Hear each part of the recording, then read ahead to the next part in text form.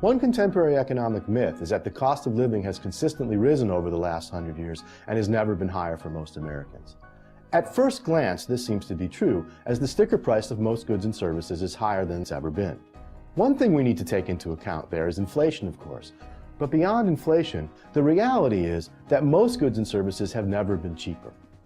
The way to see this is to think about the cost of goods and services in terms of the amount of labor time it takes to purchase those at the average industrial wage. So for example, when the average industrial wage is low, it takes a lot more labor hours to purchase the average good than it does when the average industrial wage is high. What we discover is the cost of pretty much everything is dramatically cheaper than it was 100 years ago or even a generation ago. For example, in 1920, the average private sector wage was less than $1 an hour, and a 3-pound chicken took about 2.5 hours of labor time to purchase. If we fast forward to the turn of the 21st century, when the average private sector wage was about $12.50 an hour, that same 3-pound chicken took about 14 minutes worth of labor to purchase.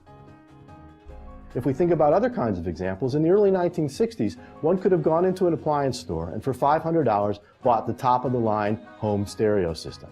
Today, that same $500, you can go into the store and buy 2 new iPods. Not only that, the iPod can carry all of your music with you anywhere you go, whereas the old stereo system had to stay in your home and could only play one thing at a time.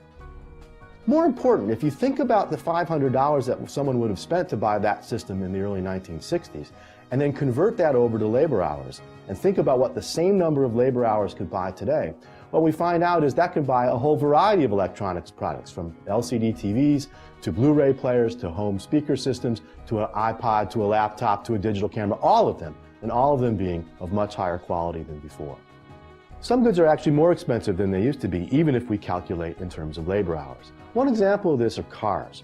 Cars actually cost slightly more in terms of labor hours today than they did decades or even almost 100 years ago.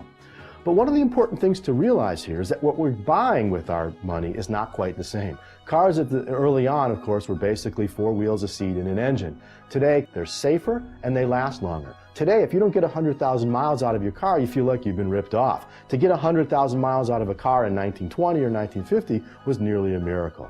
So even though cars cost a little bit more in terms of labor hours, what we're getting for them is a lot more. The dramatic fall in the cost of living over the course of the 20th century illustrates perfectly the power of market competition. As firms compete for consumer dollars, they have the incentive to come out with new and better products that are continually cheaper. Firms have the incentive to innovate, to find more efficient ways to make those products, and to make them available to more Americans. The result of all this is that poor Americans today have more standard household appliances in their homes, such as microwaves, refrigerators, freezers, air conditioners, even cars, than did the average American family a generation ago. So clearly, over the course of the 20th century, the cost of living has fallen as most goods and services are cheaper in terms of the labor time it takes to purchase them, and as a result, all Americans, poor, middle class, as well as upper class, are living better than ever before.